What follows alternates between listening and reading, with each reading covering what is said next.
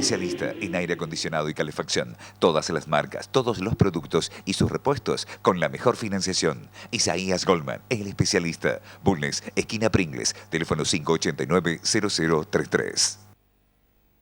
Centro Tomografía Computada Córdoba Sociedad Anónima. Instituto Ulton, líder en diagnóstico por imágenes. Primer instituto de cirugía ambulatoria mínimamente invasiva del interior del país. Avenida Vélez Arfiel 562, Córdoba, Argentina. Teléfono 0351-426-7700.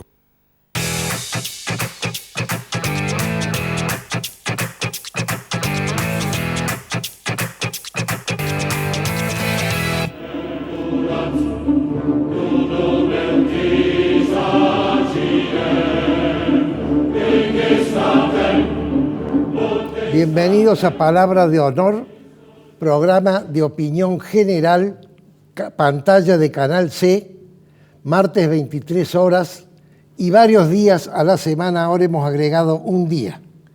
Hoy vamos a hablar de un tema realmente importante. Durante todo el año hemos estado hablando de política y economía, que es importante, pero no son los temas fundamentales. Hoy vamos a hablar de un tema fundamental, que es el desastre que está ocurriendo con los incendios en Amazonia.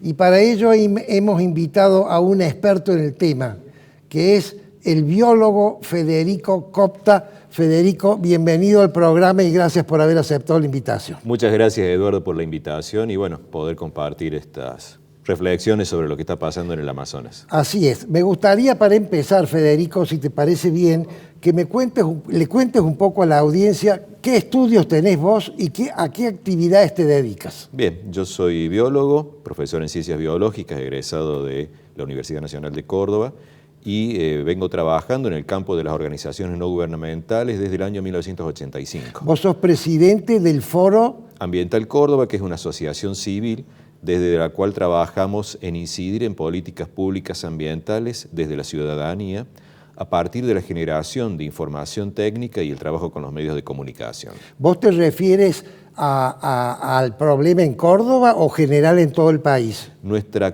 lugar de actuación fundamental es Córdoba, ciudad y provincia. De todas maneras, hemos participado en acciones y en propuestas a nivel nacional, pero el foco nuestro está en Córdoba justamente, ya que acá tenemos muchos problemas que ir resolviendo. Bueno, ya al final de la entrevista vamos a hablar algo del bosque cordobés. Pero me gustaría que empecemos, que expliquéis vos a nuestra teleaudiencia qué es el Amazonas. Bien, el Amazonas es un ecosistema de selva, digamos con una humedad elevada. Eso hace que en ese sistema vaya permanentemente lloviendo, pero también evapotranspirando agua. Entonces, el Amazonas retroalimenta también su propia precipitación. Llueve, evapora, llueve, evapora. Este ecosistema ha ido evolucionando a lo largo de unos 50 millones de años. Entonces, está muy ajustado ese mecanismo de funcionamiento al tamaño del ecosistema y a la composición que tiene. ¿Qué tamaño tiene? No, bueno, estamos hablando de que abarca parte de Brasil, Bolivia, Ecuador, Perú. Entonces es un ecosistema realmente importante en magnitud que... Casi un tercio de Brasil, ¿cierto? Sí, sí, o un cuarto por lo menos. Sí, casi un tercio. Casi un tercio. Sí, sí, sí. ¿Qué es lo importante de esto? Que este ecosistema, digamos, se autorregula y también regula la humedad y las precipitaciones en el resto del subcontinente. Entonces, ¿qué ha ido pasando en los últimos 50 años, de la década del 70? Este ecosistema no evolucionó con el fuego como un disturbio. No entiendo qué significa, ¿qué significa eso? Por ejemplo, nuestras sierras, que vemos que se queman habitualmente, estas sierras si bien es cierto, naturalmente tiene una ocurrencia de incendios muy baja, también hay incendios naturales producidos, por ejemplo, por la caída de un rayo. En el Amazonas no existe el fuego como un elemento constitutivo de la evolución del tiempo, y entonces no está adaptado al fuego. En la medida en que comenzó a generarse, digamos, dentro del marco de cambio climático, por ejemplo, desde la década del 70, nuestro norte de la provincia ha tenido más precipitaciones. Bueno, en el caso de la Amazonia, ha tenido interrupciones de precipitación, o sea, empezó a tener una época seca, y esto ha generado, junto con la mano del hombre, incendios. Hay que aclarar que los incendios necesariamente están relacionados con el desmonte. A veces se quema para después eliminar la vegetación, otras veces se elimina primero la vegetación con maquinaria y después se quema. De todas maneras, siempre el fuego tiene que ver con el desmonte, y eso es cambio de uso del suelo para aplicarlo a agricultura o ganadería. Entonces, a partir de eso ya más o menos un 20% del ecosistema ha sido eliminado. ¿El 20%? Sí. Y entonces hay científicos que están planteando que está, digamos, rozando lo que sería un punto de no retorno respecto a su capacidad de poder reciclar el agua. Con lo cual, si eso se acaba esa capacidad de, digamos, de reciclado de agua en el propio sistema, lo que va a terminar sucediendo es que se va a ir secando paulatinamente para convertirse en una sabana. Este ecosistema, como decía, en la cantidad de años que tiene, hace que sea un ecosistema extremadamente diverso en especies. ¿Cuántas especies animales a ojo de buen cubero? No, a ver, pero debe ser dentro de las 8 millones de especies que se estima a nivel planetario, digo se estima porque en realidad contabilizadas existen más o menos 2,5 millones, pero digamos dentro del Amazonas un 30% de esas especies puede estar fácilmente. Es decir, estamos hablando de un reservorio de vida único en el planeta. Así es, y reservorio de vida sobre el cual se van a extinguir formas de vida de las cuales nunca nos vamos a enterar que estuvieron. Ahora, estos desmontes que vos dices que se están haciendo, ¿son desmontes autorizados por el gobierno de Brasil o hay gente que lo hace en forma subrepticia? Hay de todo. Y sí hay muchísimo desmonte ilegal. Entonces, ¿qué ha ido pasando en el tiempo? Que cuando el Estado fue controlando eso, por ejemplo, hace cosa de 10 años, los desmontes habían bajado hasta llegar a un 20% del promedio. Después se fue aflojando eso durante los gobiernos de Dilma, del gobierno, bueno, de Temer, y lo que ha pasado ahora con el caso de Bolsonaro es una suerte de vista gorda oficial con el tema del desmonte. ¿De qué manera? Bueno, básicamente quitando recursos a lo que pueda ser protección. Entonces, a partir de allí, el número de focos de incendios se incrementó. Digamos, eso es lo que uno puede ver estadísticamente. Como decía, estos números de focos de incendios tienen que ver con la eliminación de material vegetal que ya fue cortado. O sea, no es que uno diga, bueno, se quema la selva solita virgen. Normalmente tiene que ver con quemar lo que ya se ha desmontado. ¿Esos desmontes son en todo el área o es un sector que se está desmontando? Lo más concentrado tiene que ver con las vías de comunicación, las carreteras, la transamazónica, que justamente en el momento en que metes una vía, digamos como una autopista, al lado empieza a desmontarse. Eso ha sido desde la época de los romanos y siempre, o sea, desde el momento en que hay un medio de comunicación, una vía de comunicación, la gente se va sentando a los costados y allí ha ido extendiéndose el desmonte. Ahora, Federico, eso en las fotos satelitales y en el fuego se nota clarísimo. Pero es impresionante la foto satelital. Sí. Oye, Federico, ya que vos hablas que estamos casi en el punto de no retorno de que se pueda reconstituir el sistema, ¿no habrá llegado el momento que la humanidad entera, a través de las Naciones Unidas, intervenga, quizás con una suerte de expropiación o de ayuda económica al gobierno brasilero para que esto sea un reservorio que no se toque? Mira, así como nosotros dependemos de esa biodiversidad, de esa regulación del agua, de esos servicios ambientales que brinda también la biodiversidad, está claro que deben existir mecanismos de compensación que generen, digamos, el conjunto de la humanidad, sobre todo los países más desarrollados, que digamos, son los que más han contaminado, para preservar eso. pensemos que el ecosistema, lo grueso del ecosistema es Brasil.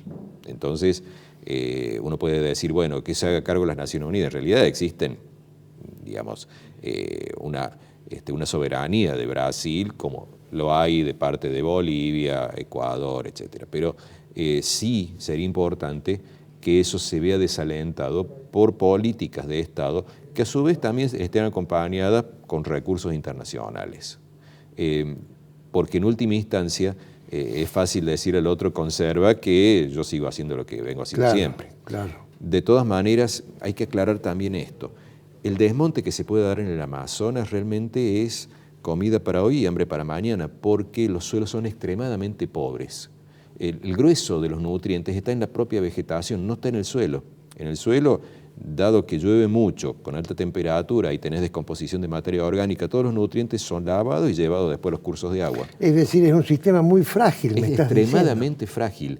Digamos, uno puede ver, un suelo de pampa húmeda es infinitamente más rico que un suelo amazónico. Claro, la sabana africana se incendia, pero las raíces están interconectadas y vuelve a salir la planta. Sí, pero además el suelo en sí que soporta, digamos, por ejemplo, un cultivo, una pastura que se pueda introducir, en el Amazonas, ese suelo está totalmente lixiviado, se va lavando todos los nutrientes, justamente por mucha precipitación, temperatura y acidez.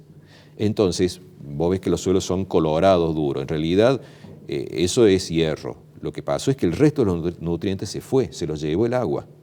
Entonces, por eso son, digamos, cuando se desmonta, podés tener cultivo hasta 5 años y después esos suelos los tenés que abandonar, no te sirven más. Es trágico lo que estás explicando, Federico. Sí, pero es así. Pero tengo que pasar al tema cordobés porque nos quedan 3 minutos nomás. Bien. ¿Qué pasó con los bosques en Córdoba? Bien, Córdoba no es ajeno a toda esta situación de desmontes. En realidad, aquí hubo mucho más de desmonte que lo que podemos hablar de Amazonas, porque nos queda, por caso, el 2,5% de bosque nativo en buen estado, digamos, de 12 millones de hectáreas original, nos quedan 300.000 hectáreas, y después distintas formas de bosque, digamos, que ha sido deteriorado desde un bosque abierto, o sea, árboles sueltos con un poco de arbusto y herbáceas, hasta lo que se llama matorrales, que son, digamos, especies de bosque nativo que va restituyendo el bosque original. Con eso tenemos unas 3.700.000 hectáreas de las 12 millones de hectáreas originales y son las que tenemos que proteger a partir del ordenamiento territorial de bosque nativo, que actualmente está eso en ordenamiento territorial y debe seguir como tal.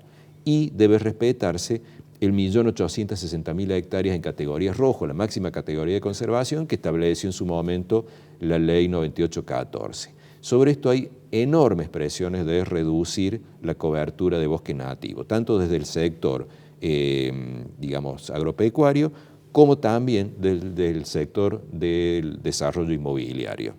En este sentido, realmente choca contra toda esta cuestión que tiene que ver con prevenir el cambio climático, adaptarnos a eso, que por ejemplo en la última precumbre de cambio climático que se hizo acá en Córdoba, donde se reunieron varias provincias para debatir el tema, las conclusiones de eso, que fue un encuentro absolutamente cerrado y dirigido a quienes podían participar, fue que se permitiera el desmonte alrededor de las ciudades. Una locura absoluta respecto al cambio climático porque justamente las formaciones vegetales atenúan el efecto isla de calor, claro, por cierto, retienen el agua, o sea, te van a evitar inundaciones en un lugar que está todo lleno de cemento y proporcionan, digamos, un lugar donde la gente pueda respirar un poco. Bueno, así que conclusiones absurdas que tienen que ver con el interés económico y que de cierta manera, bueno, desde la ciudadanía permanentemente nos organizamos y planteamos el no a seguir avanzando sobre el bosque nativo porque ya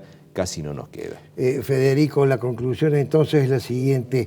El hombre se desarrolló y conquistó la tierra y ahora está destruyendo la tierra porque está agotando sus recursos y va a llegar un momento que toda esa conquista que ha hecho va a quedar prácticamente sin sentido. Lamentablemente sí, estamos, de acuerdo a los científicos más destacados del mundo, en una sexta extinción masiva a nivel global. La última fue cuando desaparecieron los dinosaurios hace 65 millones de años y estamos todavía a tiempo de revertir eso, pero tenemos que priorizar la conservación y no los intereses económicos. Ojalá la opinión pública entienda esto y presione para que gente como vos pueda seguir difundiendo estas ideas. Muchas gracias. Bueno, Federico Copta, presidente del Foro Ambiental Córdoba, te agradezco mucho esta visita y todo lo que nos has contado. Gracias a vos. Nos veremos en el próximo bloque.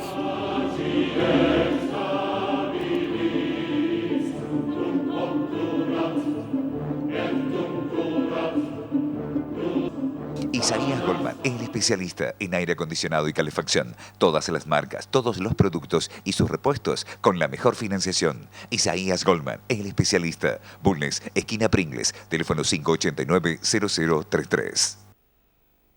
Centro Tomografía Computada Córdoba Sociedad Anónima. Instituto Ulton, líder en diagnóstico por imágenes. Primer instituto de cirugía ambulatoria mínimamente invasiva del interior del país. Avenida Vélez Arfiel 562, Córdoba, Argentina. Teléfono 0351-426-7700.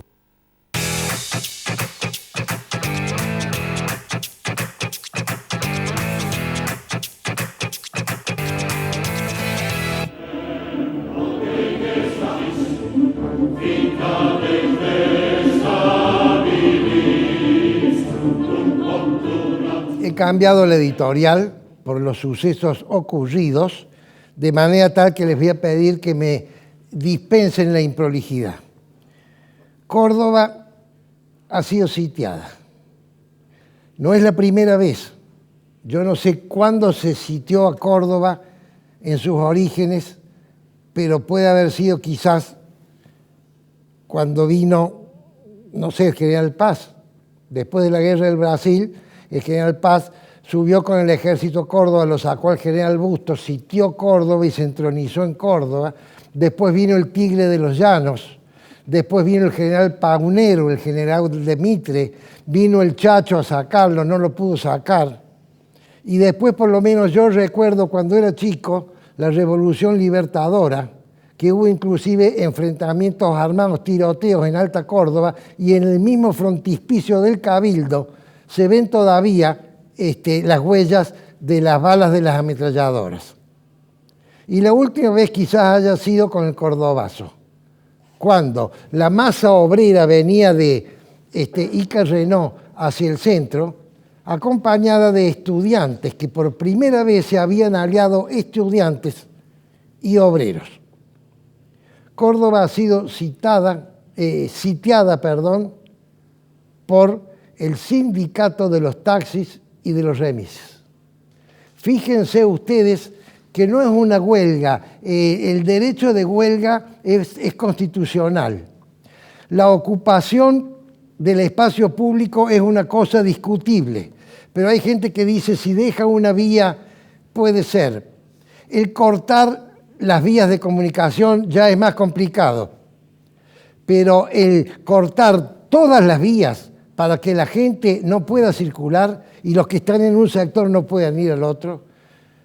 Yo esta mañana quise hacer un trámite en el centro y estaba cortada la Plaza España porque estaba Mestre inaugurando el túnel, pero también estaba cortada la terminal. Fui por la terminal, no pude pasar, entonces me fui por Juniors y estaban cortados varios puentes y hay cortados puentes de ingreso y de egreso por el sindicato de taxistas y de remises.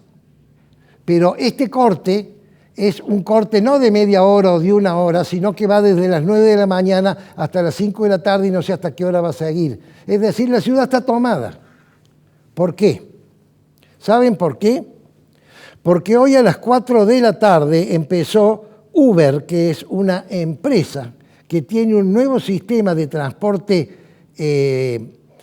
en la ciudad de Córdoba, que compite con los taxis y compite con los remises. Y es una oficina central que está conectada informáticamente con propietarios de taxis particulares que tienen un convenio, firman un contrato, que cuando una persona los llama para hacer un viaje, el soft calcula cuál es el que está más cerca e inmediatamente tiene un coche a su disposición, y esto por supuesto es mucho más eficiente y es mucho más barato. Esto ha generado la reacción de los obreros del taxi y del remis y es lo que quiero analizar. Desde el punto de vista de análisis del negocio en sí o de la actividad en sí, yo quiero decirles que todo lo que sea progreso en la historia de la humanidad nunca pudo ser parado. Un nuevo invento que genera un progreso, por más que haya gente que quiera, por razones de competencia, pararlo, a la corta o a la larga no lo puede parar. Uber es más eficiente y entonces Uber va a terminar imponiéndose. Pero, y acá viene el pero, en una nación seria hay compromisos preexistentes que deben cumplirse. Si los taxistas y los remiseros tienen compromisos con la Municipalidad de Córdoba, porque tienen un contrato que han sacado una chapa que tiene por lo menos dos características. Una es que les dice, usted puede trabajar en este métier y solo ustedes tienen, los demás no pueden hacerlo. Y la otra, durante el tiempo que ese privilegio ha sido pactado. La municipalidad tiene que respetar eso porque las instituciones serias respetan la ley. Yo no sé cómo es el convenio de los taxistas con la municipalidad. Lo que sí sé es que la explicación que ha dado Mestre ha sido ambigua. Y recién hoy, refugiado en el túnel, porque le estaban tirando una lluvia de pedradas, explicó que en este momento lo que está haciendo la actividad de Uber es ilegal y entonces va a ser perseguida por la ley. Los taxistas y los remiseros o no le creen o no lo han entendido y entonces han copado la ciudad. Mestre ha explicado tarde lo que ocurrió, porque está preocupado por otros, o estuvo preocupado en otros temas, que no eran temas inherentes a su función. Quería ser gobernador de Córdoba, y entonces como quería ser gobernador de Córdoba, en mi opinión, desatendió el manejo de la ciudad de Córdoba, que era el cargo para el cual él fue elegido. Pero el tema no termina en Mestre. El poder de policía de la ciudad de Córdoba lo tiene el gobernador y no el intendente. Y la ciudad está sitiada. Y el gobernador que nosotros tenemos en este momento acaba de ganar las elecciones con un porcentaje abrumador. Pero mucho más que eso, con un consenso de casi toda la ciudadanía. Pero mucho más que eso, con una estrecha relación con los dos candidatos que pueden llegar a ser presidente. Es decir, es un gobernador que está ubicado en una posición excepcional para solucionar los problemas de Córdoba. Y todavía la policía no ha actuado. Usted dice, si la policía actúa, se va a armar un hecatombe social. No lo sé, porque son 100 personas los taxistas nada más. No es una multitud de gente. Pero han parado y han perjudicado la vida normal de 2 millones de personas. Pero el tema no termina ahí. El tema sigue en la justicia. ¿Qué hacen los fiscales que no actúan de oficio? ¿Para qué están los fiscales?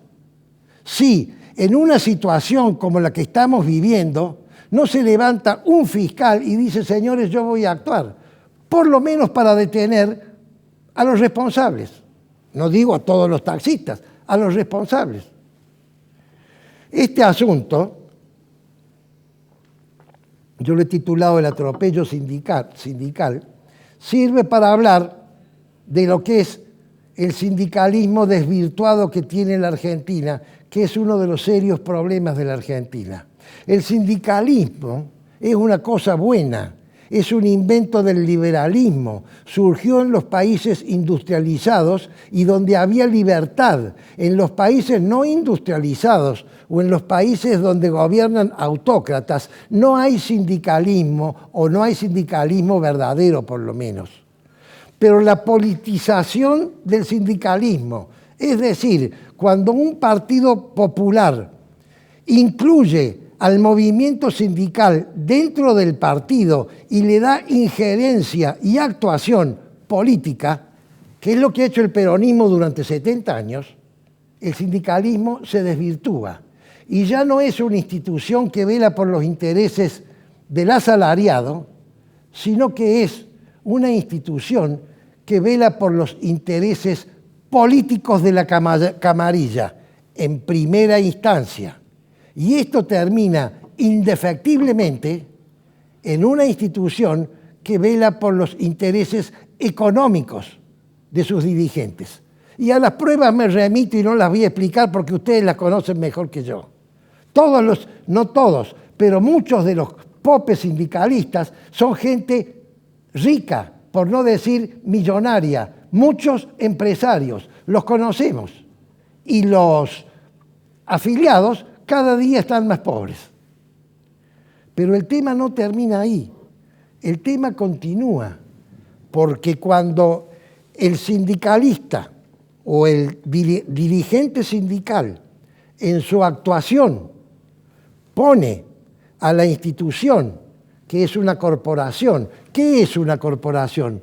Una corporación es una institución que vela por una parcialidad. Corporación viene de cuerpo. Cuerpo es un cuerpo que protege sus intereses, y eso es bueno. Pero cuando esa protección de los intereses está en contra o empieza a estar en contra de los intereses de la comunidad toda, esa corporación, que es una institución buena, se convierte en una mafia, que es una institución perversa. Y el grueso del sindicalismo argentino, lamentablemente, no todo, pero una importante parte del sindicalismo argentino, en este momento actúa mafiosamente, como ha actuado hoy a la mañana y sigue actuando este grupo de taxistas y de remiseros que se han tomado una ciudad de 2 millones de habitantes porque estos señores tienen un conflicto que pueden tener parte de razón o no, quizás la tengan, es muy probable, pero en vez de dirimirlo donde corresponde, lo que están haciendo es perjudicando la vida normal de una ciudad que tiene libertad de tránsito, que es uno de los derechos fundamentales del ser humano. Pero esto no termina acá. Y ahora viene la parte de la paradoja, mis queridos amigos. Este conflicto entre taxistas y Uber, que han aprisionado una ciudad de 2 millones de habitantes y que va a seguir, porque esto va a traer cola y que va a haber problemas. Este conflicto es una triste paradoja. ¿Saben por qué? Porque dentro de 20 años no va a existir más el sindicato de taxistas, ni va a existir más Uber, porque no va a haber taxis con choferes y porque no va a haber esta compañía nueva que utiliza conductores particulares, porque los autos, mis queridos amigos, dentro de 20 años se van a manejar solos, no van a tener humanos que los manejen, de manera tal, entonces, que los argentinos, en vez de estarnos preparando, como están haciendo los países de punta, para el mundo que se viene, ir capacitando a la gente para los nuevos empleos, ir estudiando las nuevas legislaciones que vamos a tener para un futuro que ya es presente, estamos hipotecando el presente en defensa de un absurdo, caduco y vetusto pasado. Queridos amigos, es palabra de honor.